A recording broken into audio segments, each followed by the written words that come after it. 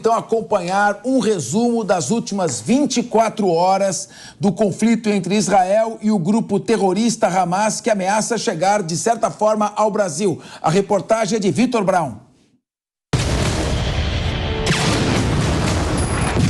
A fronteira da faixa de Gaza com o Egito pela cidade de Rafah foi reaberta nesta quinta-feira para a saída de estrangeiros do território palestino. Mas, segundo o embaixador do Brasil na Palestina, Alessandro Candeias, uma nova lista de estrangeiros não foi divulgada nesta manhã. Os estrangeiros que puderam deixar o território nesta quinta são os que estavam em listas divulgadas na quarta-feira, mas que tiveram a saída também adiada após a fronteira ser fechada por questões de segurança. Ainda nesta quinta-feira foram divulgadas imagens em que as forças israelenses atacam o campo de refugiados Al-Amari e disparam gás lacrimogênio em Ramallah, na Cisjordânia. Na faixa de Gaza, o exército israelense luta com suas tropas e os ataques aéreos são intensificados contra alvos do Hamas no território. Novos bombardeios atingiram a região, enquanto soldados lutam rua por rua com militantes do Hamas. Ondas de fumaça aumentam após um ataque a Rafah, na faixa de Gaza, na fronteira com o Egito, em meio às batalhas em curso entre Israel e militantes do Hamas. A Polícia Federal anunciou ontem a prisão de 2 pessoas por participação no planejamento de atos terroristas no Brasil, que, segundo o serviço de inteligência israelense Mossad, teriam como alvo a comunidade judaica, com o apoio do grupo libanês Hezbollah. Na cidade de Gaza, feridos chegam a todo momento ao hospital Al-Shifa. De acordo com um médico do hospital Al-Auda, no norte da faixa de Gaza, os profissionais estão usando faróis para realizar cirurgias devido ao corte de energia. De acordo com um relatório do Gabinete das Nações Unidas para a Coordenação de Assuntos Humanitários, as instalações de saúde no território estão sobrecarregadas e os estoques médicos são escassos, uma vez que os hospitais e as instalações de saúde são cada vez mais alvo dos ataques. Pessoal, vamos ter que falar sobre essa guerra, sim. Nosso convidado agora, direto de Israel, é o brasileiro Elcio Júnior, residente da cidade de Shohan, que fica próxima a Tel Aviv. Ele está há 20 anos no país. Boa noite, deve ser provavelmente aqui 20 horas e 19 minutos, aqui no Brasil 15 horas e 19 minutos. Como está nesse momento a situação aí em Israel, na sua cidade? Sirenes que tocam, tem que interromper a sua rotina, correr para o abrigo. Você chegou a estar no meio de um tiroteio. Como é que me conta um pouco do que você está passando aqui, a questão psicológica nesse momento? A cada dia há uma novidade ruim, infelizmente, essa é a realidade da guerra. Pela oportunidade, obrigado pelo convite. Bom, a situação aqui em Israel é aquela coisa diária de mísseis na nossa cabeça o tempo inteiro. Eu moro em Shohan, como você mesmo disse, e fica uns 20 minutos mais ou menos de Tel Aviv, na parte central do país. Eu moro bem próximo ao aeroporto, uns 5, 6 minutos de carro do aeroporto. Então, ainda há algumas sirenes tocando, alguns mísseis sendo lançados. Inclusive, anteontem, eu estava na varanda da minha casa e simplesmente a sirene começa a tocar, não especificamente aqui, mas nas cidades próximas ao aeroporto também, o que é bastante perigoso. Se um míssil cai no aeroporto, se alguns mísseis caem no aeroporto, a gente não sabe o que pode acontecer. E os mísseis, quando eles vêm de Gaza pelo meu lado esquerdo, eu tenho a impressão de que eles vão cair em cima do meu prédio, apesar de a sirene não tocar onde eu moro, mas, como eu disse, toca ao redor. E é uma situação complicada. Eu tenho uma filha de 3 anos, eu tenho um filho de 11 meses. Sim, inclusive esse vídeo foi eu que gravei anteontem. Foi muito assustador. É muito complicado porque você ouve a sirene, você tem que correr para o bunker. Elcio, essa imagem que estamos vendo aqui agora, a sua esquerda de quem assiste, quem está à direita de quem vê o vídeo, foi você quem filmou? Conta pra gente um pouco disso, enquanto você continua o seu relato e descreve essa imagem, por favor, pra gente. Sentado na varanda, isso eram mais ou menos umas 9 horas, 9h30 da noite. As crianças já estavam dormindo, eu estava com a minha esposa na varanda e começa a tocar a sirene, aquele desespero, aquela coisa, você escuta a sirene de longe, você não sabe você não sabe de onde o míssil vem. E, como eu disse, esses mísseis vêm da minha varanda pela parte esquerda. Essa é a direção que eles vêm. E eles vêm em números, né? Eles vêm em 2, 3, 4, 5, e você não sabe para onde eles vão, muito menos de onde eles vêm. E graças a Deus a gente tem o Kibad Barzel, que é o escudo de ferro, né? E eles conseguem interceptar alguns mísseis no céu, o que é bom, mas ao mesmo tempo muito perigoso, porque, por exemplo, eu estou filmando para realmente saber, as pessoas saberem o que está acontecendo, e você estoura um míssil na sua cabeça e pode cair estilhaços ou pedaços de mísseis, e é aí que mora o perigo, porque quando ele tem interceptado no céu, ok, ele não vai cair inteiro, mas o perigo é quando ele é interceptado no céu e os pedaços começam a cair espalhados numa como é que fala? Numa área bastante ampla. É você aí? Então Você nesse vídeo agora? O que sou é eu? Isso? Me explica isso aí, o que é isso? Pois é. Então, como eu disse, eu moro perto do aeroporto e eu trabalho de motorista de caminhão. E todo dia a gente tem que voltar com o caminhão para deixar o caminhão na garagem. E eu vou de bicicleta para minha casa, porque, como eu disse, é bastante próximo. E eu estava já no caminho para casa de bicicleta e eu na verdade nem escutei a sirene, porque como eu estava de fone de ouvido, vocês podem ver, eu vi os carros começando a parar e logicamente você já o teu instinto já é ver o que está acontecendo. E naturalmente eu escutei a sirene e eu estava a uns 2 minutos do aeroporto. Eu comecei a escutar a sirene, a recomendação é a gente ir para o chão, se jogar no chão, ficar em posição fetal, e a sirene tocando, novamente, você não sabe de onde o míssil está vindo e muito menos para onde ele vai. E o meu desespero você tá no chão, você não tem para onde correr, porque eu estava numa estrada, não tem bunker nesse lugar onde eu estou, era uma estrada aberta. Então eu falei, vou filmar para ver o que pode acontecer. E aí foi isso que aconteceu. Olha, Elcio, não é ironia, não. Eu cheguei a pensar que você estivesse no Brasil, na linha vermelha, mas para ver como é que a situação também está realmente grave. Agora, Elcio, aí na zona residencial de Tel Aviv, caiu já um míssil, um foguete atingiu um prédio na área residencial de Tel Aviv durante esta guerra, a questão de 10 dias, e há uns 10 anos houve um atentado terrorista, uma explosão dentro de uma danceteria em Tel Aviv também. Como é que está o psicológico de vocês com relação à possibilidade de um atentado terrorista? Aqui nas grandes cidades do Brasil, nós já nos acostumamos com a violência urbana. Você está no semáforo, você olha para os lados, pode ser que haja um assalto, tira um relógio quando vai fazer uma caminhada, evita certos locais mais perigosos.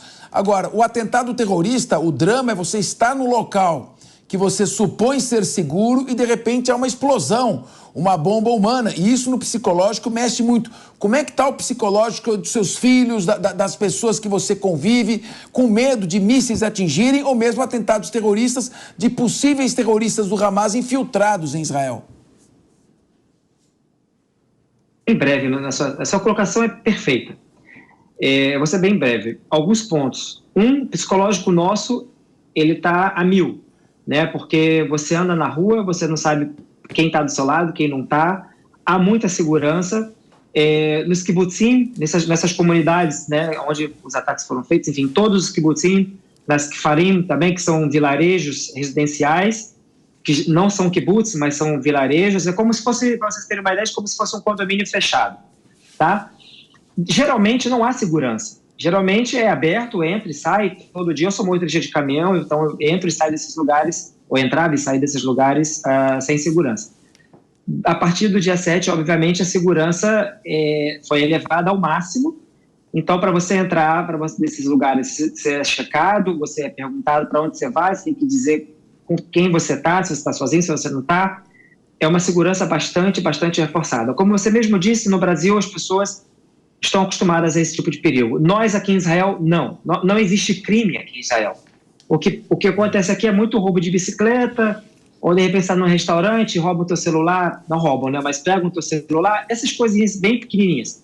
Não existe crime aqui, né? Só que agora você não sabe, como você mesmo disse, você não sabe quem está do teu lado, quem não está. Infelizmente, vou dizer infelizmente, a gente fica olhando para um árabe ou para uma árabe, a gente não sabe o que eles estão fazendo, o que está sendo escondido, o que não está sendo escondido. Infelizmente, eles também sofrem isso, porque eles sentem essa reciprocidade das pessoas, esse medo das pessoas, mas infelizmente foi o que aconteceu e a gente não teve como evitar. E só mais um ponto, dessa explosão, dessa boate, foi uma boate na orla de Tel Aviv, tá certo? E eram crianças, era como se fosse uma matinê, exato, né? E eles entraram e explodiram essa boate e morreu muita gente, muita gente. Essa boate hoje não existe mais. Eles fizeram um parque bem na orla de Tel Aviv, nesse lugar. Há um monumento, onde muitas pessoas vão lá e colocam flores ainda hoje, mas foi bastante grave. Houve não só houve explosão num bar também na orla de Tel Aviv. Sim. Isso antes de colocarem os muros, né, lá em Gaza. Isso acontecia bastante. Depois que colocaram os muros, acontecem agora ataques solitários, né, de lobos solitários com faca, jogam um carro em cima de alguém. Há um ano atrás jogaram um carro na orla e matou um italiano que nem judeu era. Então, esse muro ajudou muito a segurança nesse sentido. Eu sei porque eu estive no local onde foi praticado esse atentado, nessa danceteria, e o Hamas, ele marca um grande ponto quando ele cria esse terror psicológico e essa desconfiança e divisão dentro da sociedade israelense, que sempre foi multicultural. E essa desconfiança recíproca, esse terror, é, sem dúvida alguma, um dos objetivos do grupo terrorista. O Cristiano Vilela está aqui na tela, ele vai fazer uma pergunta, só que eu vou fazer uma, porque ele vai colar junto, você responde as duas juntos, que eu não posso deixar de fazer essa última pergunta, e o Vilela já vai, antes da sua resposta, ele já faz a pergunta dele também. Nós vimos a Turquia, muito próxima de Israel. A Turquia é o maior exército da OTAN. É um país muçulmano, secular, aliado da OTAN, mas cujo presidente, Recep Erdogan, é o maior exército da OTAN, repito, tem feito declarações extremamente agressivas com relação à reação de Israel na faixa de Gaza. Dito, inclusive, chegou a dizer que bateria a porta de Israel e que soldados turcos poderiam estar na faixa de Gaza. Pode ser só um desabafo, mas, ao mesmo tempo, pode ser também um prenúncio de um acirramento dessa crise. O Irã está preparando um ataque a Israel através do Hezbollah no sul do Líbano. O Hezbollah ainda não está querendo fazer um ataque decisivo. Por enquanto, o Irã está contido. Tem porta-aviões norte-americanos aí na região. Mas há um risco de dessa guerra se transformar numa guerra regional.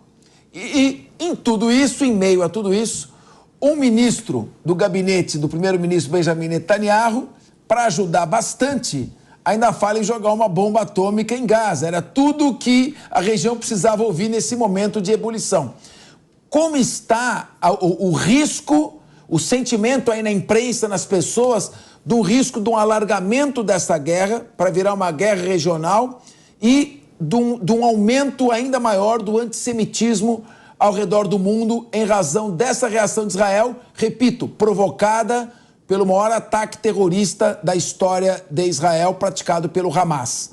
Eu quero agora passar a palavra ao Cristiano Vilela. Espero que você não esqueça a minha pergunta para responder junto com a dele. Senhor, eu vou aproveitar, uma boa noite a você, eu vou aproveitar, vou na esteira do que colocou o Capês, perguntar qual é a sua opinião em relação ao posicionamento do governo brasileiro. Como você vê que o governo brasileiro está se posicionando, ou se falta uma posição mais efetiva no sentido de deixar claro que o Hamas é um grupo terrorista? Pela pergunta do Capês, que foi bastante longa, vou tentar lembrar o que ele falou. Risco de guerra regional e antissemitismo. A Turquia, eu vou falar uma coisa que é bem simplória, mas falar até papagaio fala, né? O presidente da Turquia, ele acho que ele não se intrometeria numa guerra desse tamanho, porque há muita coisa envolvida nisso. Há muitos israelenses que fazem negócio com turcos, mas muitos, em negócios importantes, dos menores aos maiores. Então, não acredito que a Turquia entraria numa guerra física nesse momento. Eles podem falar o que eles quiserem, mas acho que nem os próprios turcos querem, porque há uma diferença. A Turquia é um país muçulmano, mas só que eles recebem os israelenses lá, e recebem muito bem. Eu já estive na Turquia algumas vezes, conheço pessoas que viajam para a Turquia, eu conheço várias pessoas que já foram à Turquia. Eu acho que eles não entrariam nesse sentido. Com relação ao antissemitismo e essa guerra regional, como vocês já anunciaram, eles estão tentando ampliar um pouco essa coisa do antissemitismo, inclusive no Brasil, porque aqui eles não vão conseguir fazer nada. Aqui eles não têm força bélica. Eles podem até ter um exército forte, mas força bélica eles não vão ter. E eu não acredito que o Irã também entraria, aí entraria os Estados Unidos também. Então aí começaria talvez uma terceira guerra mundial que acho que ninguém quer. Nem o próprio Irã gostaria, nem os Estados Unidos, nem nós, tá certo? Israel está fazendo de tudo para que isso não aconteça. Israel está fazendo de tudo. Inclusive, com relação a cessar-fogo, eu não concordo com cessar-fogo, mas concordo que Israel poderia segurar um pouquinho mais para que houvesse um corredor humanitário. E qual é a pergunta do Cristiano, perdão? Posição do Brasil com relação a Israel. E ao Hamas. Muito decepcionante. Independente de direita, independente de esquerda, Bolsonaro, Lula, eu acho que o Brasil não poderia ficar neutro. Eu acho que nenhum país, na verdade, poderia ficar neutro, porque é como se fosse, eu vou dar um exemplo, como se fosse eu na casa de vocês e todos os dias jogasse pedra, xingasse, tocasse, jogasse água podre na sua casa, você um dia reagiria. E aí, é isso que aconteceu. Hamas, ele não fez um ataque agora. Ele vem fazendo ataques rotineiramente. São mísseis quase todos os anos.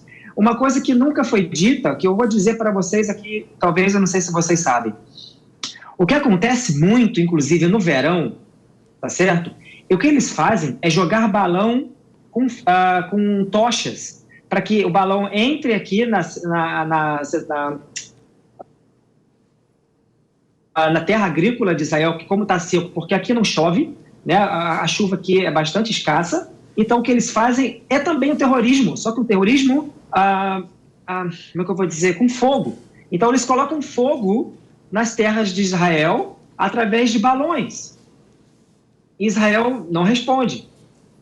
Então, assim, são ataques que são pequenininhos, mas que vão se transformando em coisas maiores. Então, chega. O que está acontecendo agora é um basta.